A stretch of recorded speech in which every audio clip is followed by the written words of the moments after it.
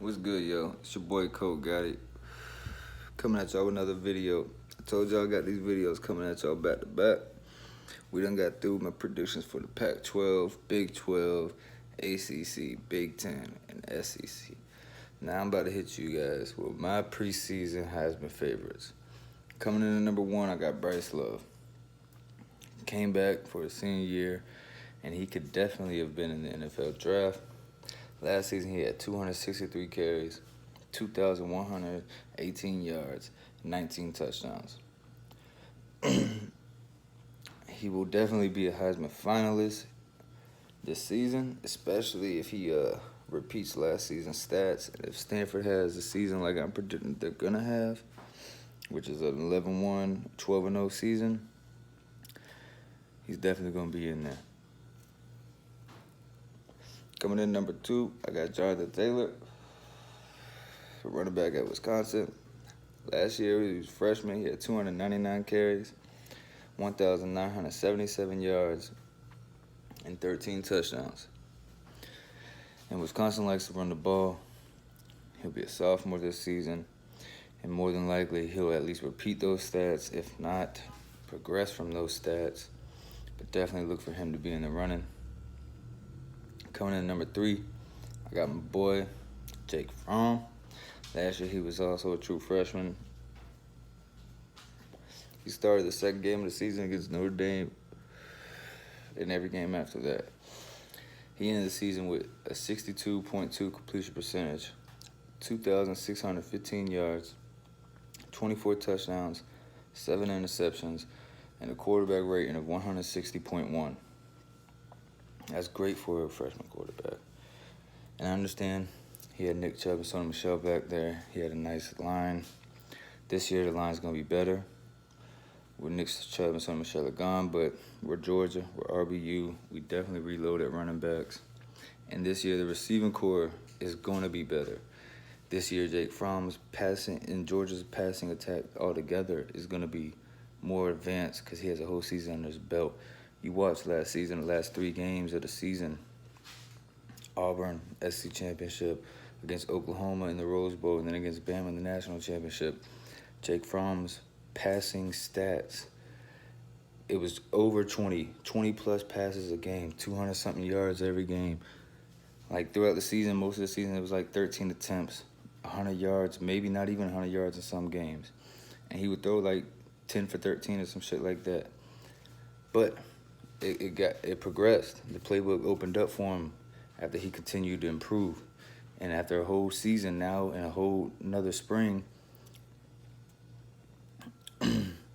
he's definitely going to fucking progress more.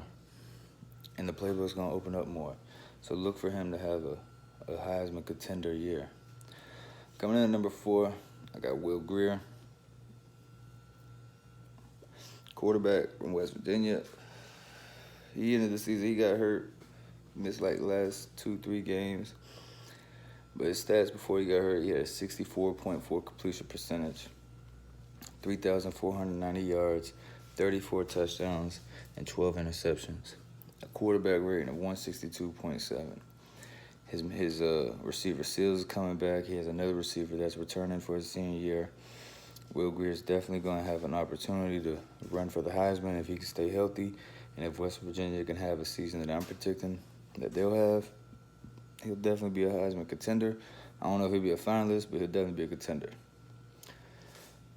Coming in at number 5, I got Shea Patterson, quarterback of Ole Miss. I mean, not Ole Miss. He was at Ole Miss. Now he's at Michigan. He's eligible to play right away. Last year, he had a 63.8 completion percentage, 2,259 yards, 17 touchdowns and 9 interceptions, and a 151.5 quarterback rating. And he had got hurt at the end of last season. That's why his yardage and stuff is like that. But coming into play with Jim Harbaugh, Michigan already has a top-of-the-line defense. Coming in to play under Jim Harbaugh is a quarterback coach. And they have arguably the best wide receiver core in the country. So look for Shea Patterson to definitely have a great year. Coming in at number 6, I got J.K. Dobbins, running back from Ohio State. Last year he was a freshman. Ohio State likes to use their running backs, or Meyer likes to use them. He likes to use them effectively. J.K. Dobbins is a great running back in his type of system. And last year he had 194 carries, which every other running back on here, that's at least like 70 less than Bryce Love. That's 105 less than Jonathan Taylor. And he had 1,403 yards, 7 touchdowns. He'll definitely probably get more touches than that this year. JT Barrett's gone, and Tate Martell's going to be the quarterback, which I think he will be. They're probably going to be leaning on the run game a little bit for some help, or at least the option, because Tate Martell can run also. And then, last but not least, I don't really think he's going to be a Heisman contender by the end of the season, but you know how these mainstream media things get carried away. But this Tua Tagovailoa, whatever, fuck his name, fuck him.